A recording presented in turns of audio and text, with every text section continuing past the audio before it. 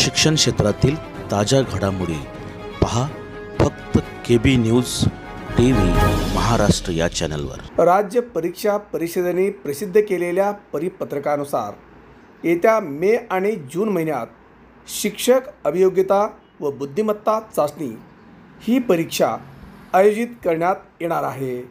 पवित्र पोर्टलवर सुरू असलेल्या शिक्षक भरती प्रक्रियेत उमेदवारांची निवड TIT परीक्षेत मिळालेल्या गुणांच्या आधारे करण्यात येते।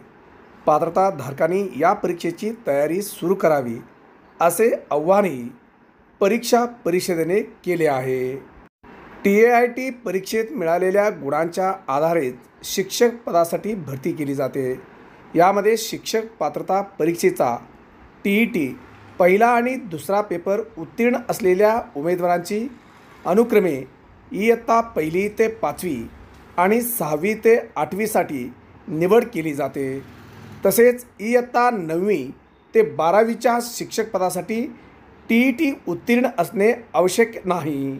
TIT परीक्षेच्या आयोजनाची माहिती महाराष्ट्र राज्य परीक्षा परिषदेच्या अधिकृत वेबसाईट पत्रकाद्वारे प्रसिद्ध करण्यात आले आहे। परीक्षेविषयी सविस्तर अधिसूचना लवकरच प्रसिद्ध केली जाईल असे परिषदेच्या वतीने सांगण्यात आले आहे। शासकीय प्राथमिक माध्यमिक उच्च माध्यमिकसह सर्व खाजगी आस्थापनात भरती होणार आहे। राज्यातील शासकीय तथा स्थानिक स्वराज्य संस्था आणि खाजगी अनुदानित शाळांमधील शिक्षकांच्या रिक्त जागा पवित्र पोर्टलच्या माध्यमातून भरल्या जातात। वर्ष 2017 नंतर 2022मध्ये शिक्षक अभियोग्यता व बुद्धिमत्ता चाचणी घेण्यात आली होती।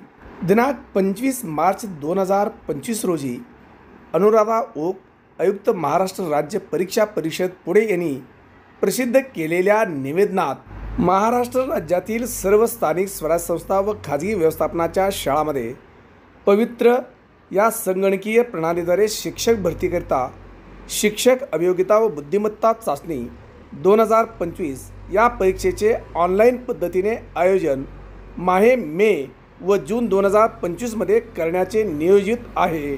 तरी पात्र उमेदवारांनी सदर परीक्षेबाबत आवश्यक ती पूर्वतयारी करावी असे आवाहनही करण्यात येत आहे। परीक्षेबाबतची अधिसूचना महाराष्ट्र राज्य परीक्षा परिषदेच्या अधिकृत संकेतस्थळावर यथाअवकाश प्रसिद्ध करण्यात येईल, तेव्हा इच्छुक उमेदवारांनी वेळोवेळी सदर संकेतस्थळावर भेट द्यावी असे आवाहनही या प्रसिद्धी पत्रकात करण्यात आलेलं आहे।